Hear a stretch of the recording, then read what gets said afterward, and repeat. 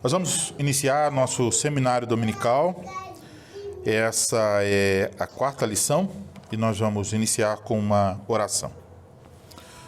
Pai Celeste, Deus eterno e bendito, nós queremos pedir a Tua bênção para mais este estudo que teremos e rogamos que o Senhor esclareça-nos, que o Senhor nos dê discernimento, ilumine nossa mente para que venhamos a compreender o que a Tua palavra nos ensina sobre esse assunto em particular a respeito dos presbíteros. Nós oramos, pedimos essas coisas em nome de Cristo. Amém. Bom, nas aulas anteriores, nós observamos que Cristo governa a sua igreja por meio de uma pluralidade de presbíteros. E nós observamos também que o termo presbítero, bispo, pastor, são termos equivalentes que se referem ao mesmo grupo de oficiais que tem sobre si o governo da igreja e o pastoreio, o governo e o pastoreio da igreja. Eu destaquei, entre outras coisas, que a palavra presbítero significa ancião, e isso aponta para a maturidade dos homens que devem exercer esse ofício, devem ser homens maduros. Agora nós vamos buscar uma resposta para a pergunta como é feita a escolha de presbíteros. Se eles devem ser homens maduros, como é feita a escolha desses homens maduros para servirem como presbíteros? Nós vamos iniciar lendo Atos dos Apóstolos, capítulo de número 14, que já foi uma passagem, um trecho pelo qual passamos. Atos, capítulo 14, versículo 21 ao 23.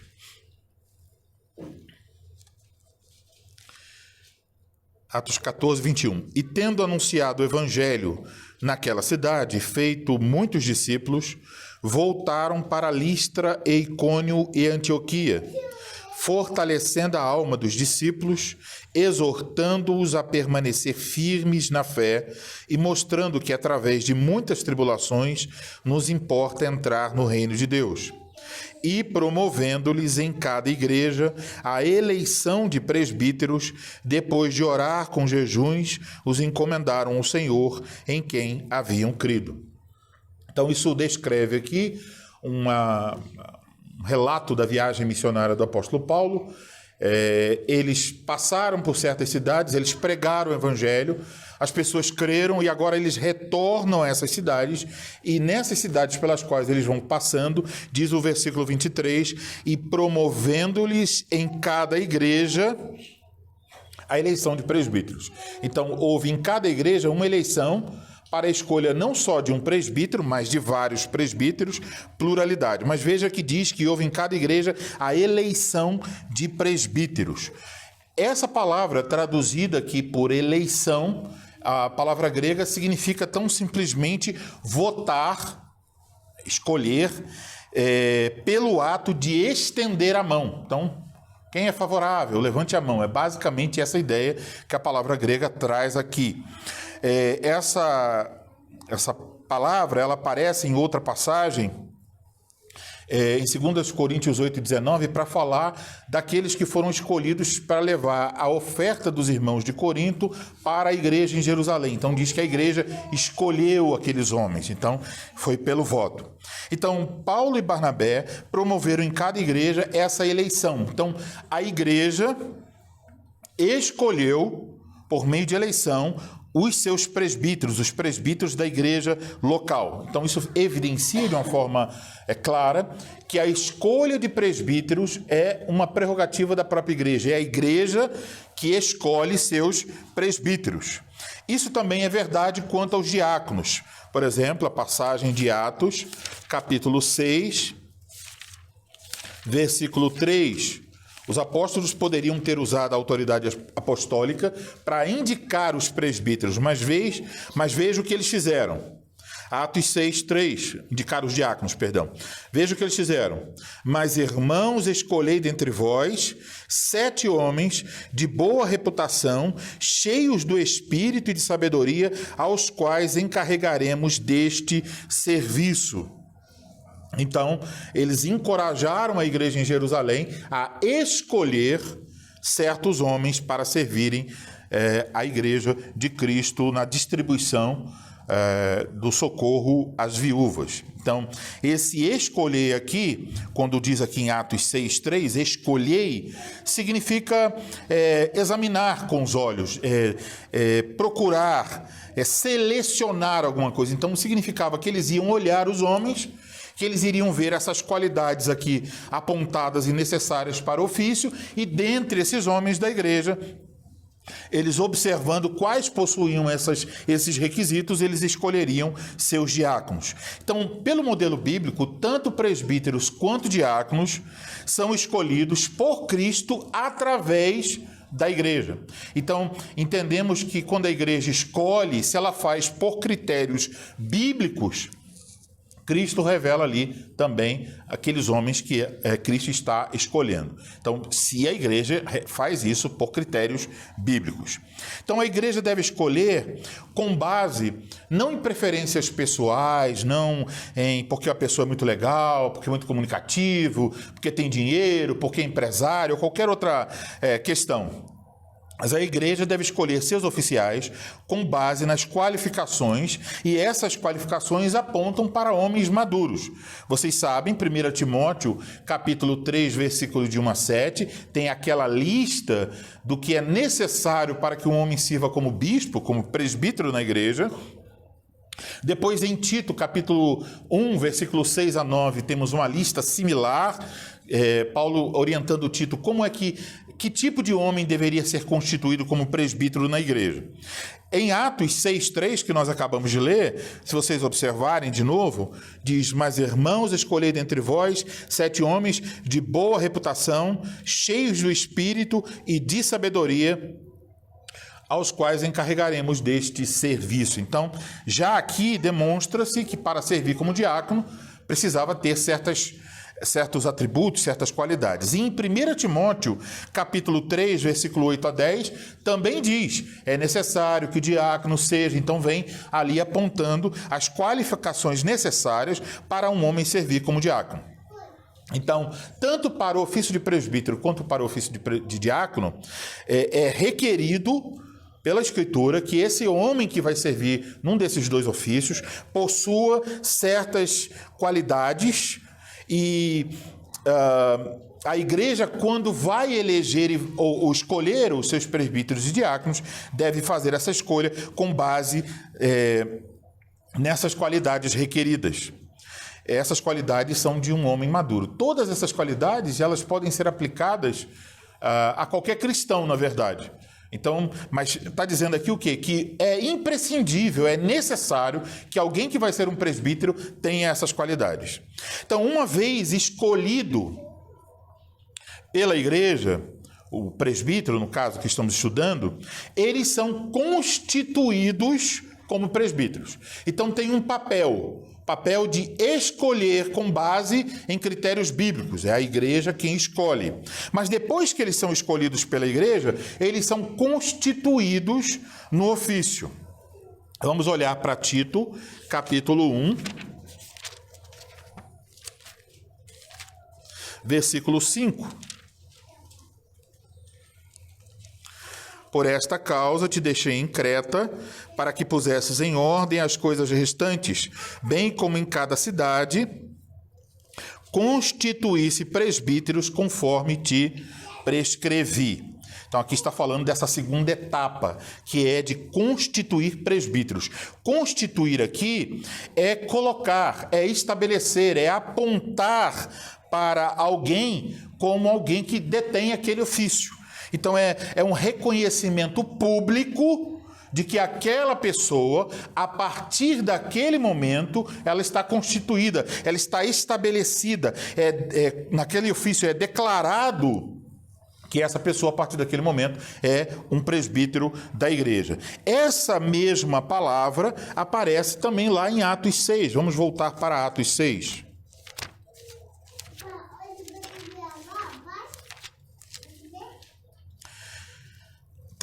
Mas irmãos, escolhei dentre vós, então a escolha da igreja, né?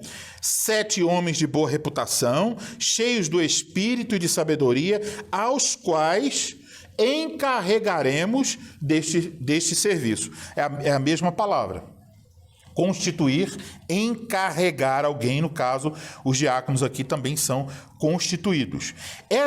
Esse encarregar é a declaração pública daqueles que já são oficiais da igreja, de que agora esses que foram escolhidos também são oficiais da igreja. Então isso deixa claro que não é a própria pessoa que pega e diz, bota a mão sobre a sua própria cabeça e diz, você a partir de agora é um oficial da igreja, você é um pastor, você é um presbítero. Não. O critério é que a pessoa que é escolhida, ela está em boa parte desse processo de uma forma passiva. Ela não faz alguma coisa para se candidatar, mas ela é escolhida, indicada, escolhida pela igreja. E quando ela vai se tornar alguém com aquele ofício, isso ocorre por meio daqueles que já são oficiais. No caso aqui, os apóstolos que iriam encarregar aqueles diáconos desse trabalho. Esse encarregar aqui, feito pelo próprio conselho, no final das contas, apenas aponta para uma coisa maior, porque quem é que realmente encarrega? Quem é que realmente diz, esse aqui vai servir nesse ofício? Atos 20, 28 diz, quando Paulo fala aos presbíteros da igreja em Éfeso, ele diz que, falando do rebanho, sobre o qual o Espírito Santo vos constituiu bispos. Então, quem é que constitui? É o próprio Espírito Santo. Ele é que coloca os homens nesse ofício. Então, uma vez escolhidos pela igreja, os presbíteros são designados, são ordenados no ofício, o mesmo vale para os diáconos. E isso geralmente acontece, como 1 Timóteo 4,14 indica, pela imposição de mãos. Então está dizendo que a partir daquele momento, os presbíteros levantam sua mão, impõem a sua mão, que a partir daquele momento aquela pessoa recebe de Deus a capacitação do Espírito Santo, que é quem carrega, quem constitui, recebe a capacitação para cumprir o seu ofício. Então a pessoa recebe a condição, a sabedoria, discernimento e a condição necessária para exercer o ofício como presbítero da igreja. Isso tem várias implicações. Uma delas tem a ver com o sigilo.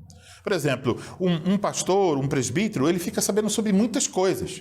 Coisas que até, dependendo de se for uma igreja grande, coisas tão graves, tão feias, tão tristes, que tiram o sono daquele presbítero, daquele pastor. Mas ele recebeu de Deus, por meio da imposição de mão dos presbíteros, ele recebeu de Deus a capacidade para suportar esse peso. E é uma das razões que ele não deve contar essas coisas para sua esposa. Ela não recebeu, ela não foi escolhida, não foi encarregada, não recebeu imposição de mãos e não recebeu a graça e a condição necessária para suportar o peso de certas informações de coisas que acontecem no rebanho de Cristo Jesus. O presbítero deve suportar aquilo, ele foi chamado para isso e ele deve manter o sigilo sobre essas questões. Então, o processo é escolha da igreja e ordenação por meio do conselho da igreja. Eles são escolhidos e eles são encarregados ou constituídos. Qual é a implicação disso que acabamos de ver? Que ao lidar com a escolha de homens para o ofício, os membros devem procurar respostas para duas questões básicas.